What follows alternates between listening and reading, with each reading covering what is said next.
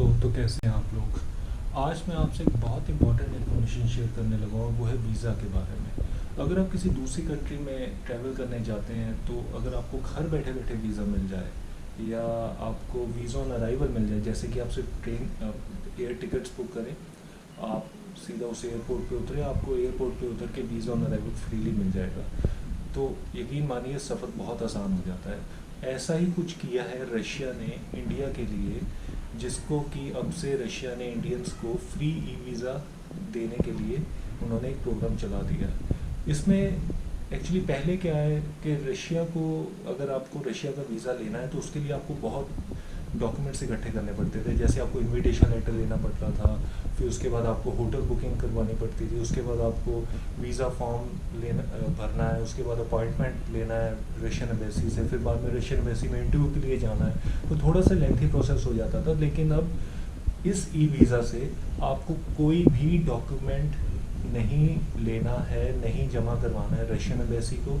आपको सिर्फ घर बैठे बैठे एक ई वीज़ा का फॉर्म है, आपको उस फॉर्म को भरना है और 4 दिनों में आपको जवाब आ जाएगा कि आपको रशिया का वीज़ा मिल जाएगा। अब इस वीज़ा के बारे में मैं आपको थोड़ी सी जानकारी दे देता हूँ। इसमें थोड़े से मुझे लगता है कि आपको बताना बहुत ज़रूरी है कि वीज़ा आखिर पूरा है क्या। रशिया के कुछ 3 रीजन्स ऐसे हैं। एक है उसमें ईस्ट ऑफ रशिया, एकदम federal east district of Russia, दूसरा है सेंट पीटर्सबर्ग और तीसरा एरिया है कैलिनिनग्रैड एरिया। तो इन तीनों रीजन्स के लिए ही ये ई वीज़ा वैलिड होगा। मतलब अगर आप ई वीज़ा लेते हैं, इन तीनों में से कोई एक रीजन को सिलेक्ट करते हैं, तो तभी बस उसी रीजन के लिए आपको ये वीज़ा वैलिड रहेगा, आप उस रीजन के बाहर नहीं जा सकते। लेकिन जैसा कि इसमें रीजन्स इंक्लूडेड है, जैसे सेंट पीटर्सबर्ग एक कल्चरल हेरिटेज माना जाता है रशिया का, बहुत सुंदर सिटी है। मैं खुद गया हूँ रशिया में, लेकिन ओम्स गया हूँ, मुझे सेंट पीटर्सबर्ग जाने का मौका नहीं मिला। रशिया क्योंकि बहुत बड़ा है, आप एट ए टाइम एक ही रीजन घूम सकते हैं। तो सेंट पीटर्सबर्ग बहुत अच्छा एरिया है। वो रशियन सरकार ने इसलिए उसको फ्री वीज़ा में डाला क्योंकि वो ऑब्वियसली चाहते हैं कि उनके पास टूरिस्ट ज़्यादा आए। सेकेंड इसका एरिया है, अगर आप एडवेंचरस हो थोड़े से, अगर आप माउंटेनियस एरिया में जाना चाहते हो, आप साइबेरियन रशिया के हिस्से को घूमना चाहते हो, तो उसके लिए है ईस्ट फेडरल ऑफ रशिया का हिस्सा, जो कि इन्होंने फ्री ई वीज़ा में डाला है। आप उधर भी जा सकते हैं। बहुत ठंड रहती है वहाँ, दुनिया का सबसे ठंडा हिस्सा है और बहुत खूबसूरत हिस्सा है। मैं उस एरिया में गया हूँ, ओम्स्क में। और तीसरा जो एरिया है रशिया का, आपको सुन के हैरानी हो जाएगी कि ये एक दुनिया का ऐसा एरिया है जो उस कंट्री से बाहर है लेकिन फिर भी उस कंट्री का हिस्सा है। ये है कैलिनिनग्राड। ये रशिया के बाहर पड़ता है और ये यूरोप में पड़ता है। जी हाँ, ये यूरोप में पड़ता है। और इसका जो बॉर्डर कंट्रीज़ हैं कैलिनिनग्राड के, वो है जैसे पोलैंड हो गया, 1-2 कंट्रीज़ और हैं, इसका बॉर्डर भी रशिया से नहीं पड़ता। तो मतलब एक तरह का अगर आपको यूरोप का टच लेना है, यूरोप का घूमना है, आपको थोड़ा सा वो फील लेना है, तो आप इस एरिया में भी जा सकते हैं। आसपास यूरोपियन कंट्रीज़ हैं और रशिया इससे दूर है, मतलब एक्चुअल रशिया। खैर रशिया का हिस्सा है तो रशिया यहाँ का भी वीज़ा फ्री दे रहा है। तो ये 3 जगह हैं जहाँ आपको फ्री वीज़ा मिल जाएगा। अब ये जो कैलिनिनग्रैड एरिया है, इसकी मैं थोड़ी हिस्ट्री आपको बताता हूँ। एक्चुअली ये जो एक रीजन है, ये जर्मनी का हिस्सा था 7 दशकों तक के लिए। जर्मनी का इस पर दबदबा था, लेकिन 1967 के बाद जब सोवियत यूनियन था, एक ही रशिया सोवियत यूनियन के नाम से जाना जाता था, तो उन्होंने इसको अपने कब्जे में ले लिया और तब से ये रशिया का हिस्सा बन गया। अब जर्मनी वालों ने इस एरिया को इसलिए छोड़ दिया इजीली, वो ये कहते हैं कि क्योंकि ये हिस्सा जर्मनी से भी बहुत दूर है। तो जर्मनी वालों को लगा कि बजाय कि हम पैसा अपना इस एरिया में लगाएं और इस रीजन को डेवलप करने में, क्यों ना हम वही पैसा अपने जर्मनी में लगाते हैं। तो इसलिए उन्होंने इसको यहाँ से बैक ऑफ हो गए और उन्होंने ये रीजन को छोड़ दिया था। कैलिनिनग्रैड एरिया है ये वाला। तो खैर ये भी बहुत खूबसूरत है। इसमें आप एक रिवर है उसके आसपास बना, मुझे रिवर का नाम नहीं एग्जैक्टली पता, लेकिन ये जो 3 एरियाज़ हैं इसके लिए आप वीज़ा अप्लाई कर सकते हैं। अब वीज़ा की कुछ कंडीशंस हैं। सबसे पहली बहुत इंपॉर्टेंट कंडीशन है, वो है ये वीज़ा आपको फ्री, जो ई वीज़ा है, सिर्फ 8 दिन का मिलेगा। 8 दिन का वीज़ा है। आपको 4 दिनों में जवाब आ जाएगा। आपको 4 दिन में जवाब आ जाएगा कि आपको वीज़ा मिला कि नहीं। आपको एक फॉर्म भरना है और रशियन वेबसाइट ये कहती है कि आपको कम से कम अपनी ट्रैवल डेट से 20 दिन पहले ये आप अपना फॉर्म भर लें ताकि आपको सही टाइम पे जवाब आ जाए। दूसरी चीज़ ये है कि इसमें कोई डॉक्यूमेंटेशन नहीं लगानी, आपको कोई होटल या हॉस्टल की बुकिंग नहीं लगानी, कुछ भी नहीं लगाना, बस एक फॉर्म भरना है, सिंपल फॉर्म है पासपोर्ट डिटेल्स के साथ, और आपको घर बैठे बैठे एक वीज़ा की अप्रूवल लेटर आ जाएगी जिसको कि आप लेके रशिया में एंटर कर सकते हैं। क्योंकि मैं भी रशिया गया था, लेकिन मैं जो अपना वीज़ा था वो मैं नॉर्मल वीज़ा लेकर गया था, मतलब सारे डॉक्यूमेंट्स लगाए थे और रशियन एम्बेसी में जाके इंटरव्यू दी थी और उसके बाद मेरा वीज़ा अप्रूव हुआ था। उसका लिंक मैं ऊपर दे रहा हूँ, आप वो वीडियो भी ज़रूर देख सकते हैं, बहुत काम की वीडियो और आपको बहुत काम आएगी अगर आप रशिया जा रहे हैं। खैर, ये वीज़ा की जो एक और ख़ासियत ये है कि आपको जैसे 8 दिन का वीज़ा मिला है, ये 8 दिन आप रशिया में रह सकते हैं और रशिया में आप घूम सकते हैं। किसी एक रीजन को चुन लीजिए और उसमें आप जाइए रशिया में, आपको बहुत अच्छा लगेगा। अब इस सब के साथ आपको मैं एक ऐसा ट्रिक बताने लगा हूँ जिससे कि आप एक टाइम में 2 कंट्रीज़ घूम सकते हैं और वो भी फ्री ऑफ कॉस्ट। उसमें आपको सिर्फ 70 रुपये देने हैं और आपको फ्री दूसरा कंट्री में आपको होटल मिलेगा, आपको वीज़ा मिलेगा दूसरे कंट्री का, आपको दूसरे कंट्री में एयरपोर्ट ट्रांसफर्स मिलेंगे 1 दिन के लिए, और वो है एयर अस्ताना से ट्रैवल करके।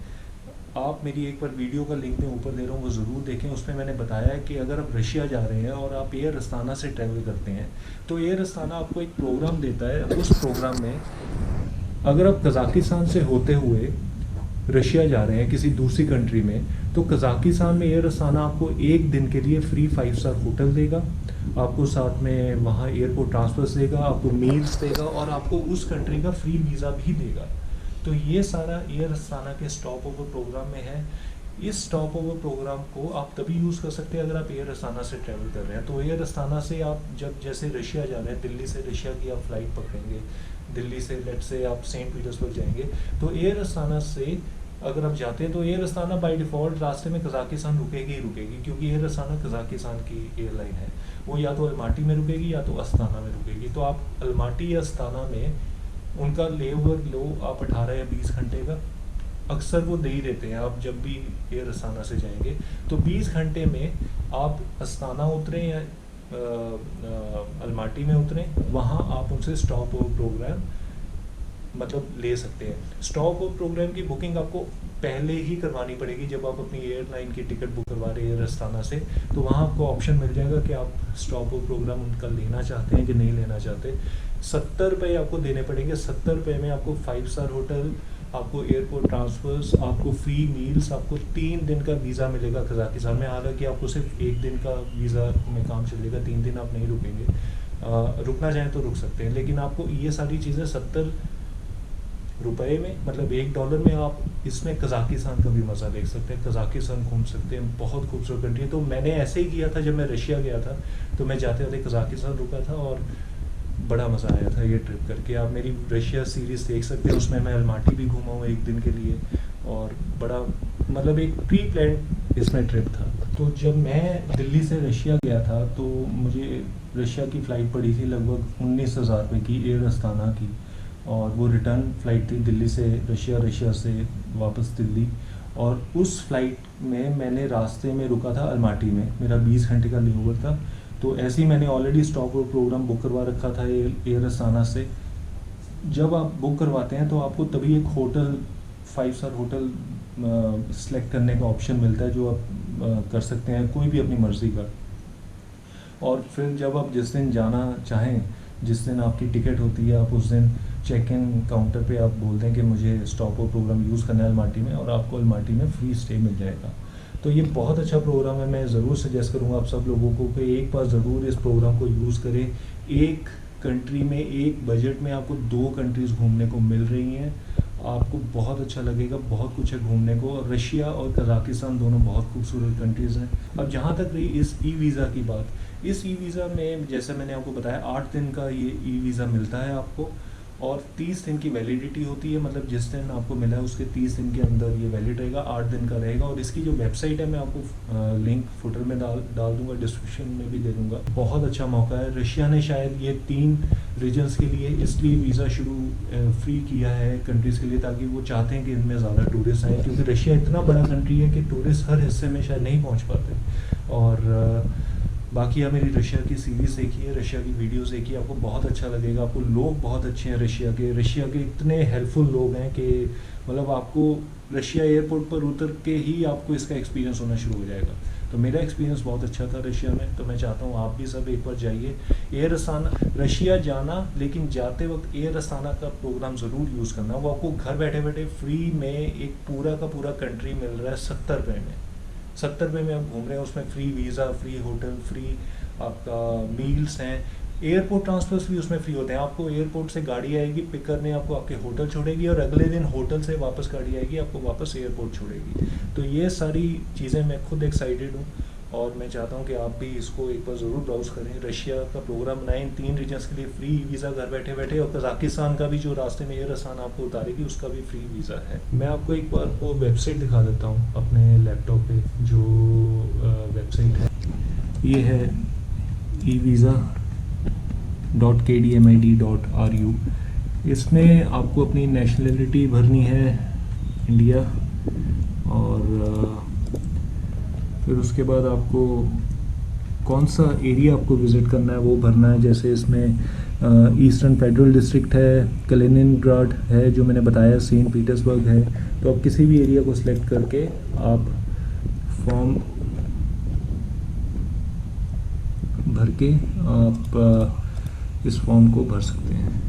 मुझे लगता है बहुत अच्छी अपॉर्चुनिटी है हम सबके लिए। मैं ज़रूर जाना चाहूँगा जब आगे कभी मौका मिला, और उम्मीद है कि आप भी जाएंगे। अगर आपको मेरी वीडियो पसंद आई तो आप प्लीज़ ज़रूर लाइक करें, सब्सक्राइब करें। मैं आगे हमेशा मैं अपनी ट्रैवल वीडियोस ये बनाता रहता हूँ, और आपको बताता रहता हूँ कि जहाँ जहाँ अच्छी डील्स ऑफर्स आएँ, और मतलब कैसे इकोनॉमिकली बजट ट्रैवल करते हैं। तो बहुत अच्छा लगेगा अगर आप साथ में जुड़ेंगे। प्लीज़ सब्सक्राइब ज़रूर करें चैनल को, और लाइक करें वीडियो को, और बाकी रशियन सीरीज़ भी देखें, बाकी वीडियोस भी देखें मेरी। Thank you.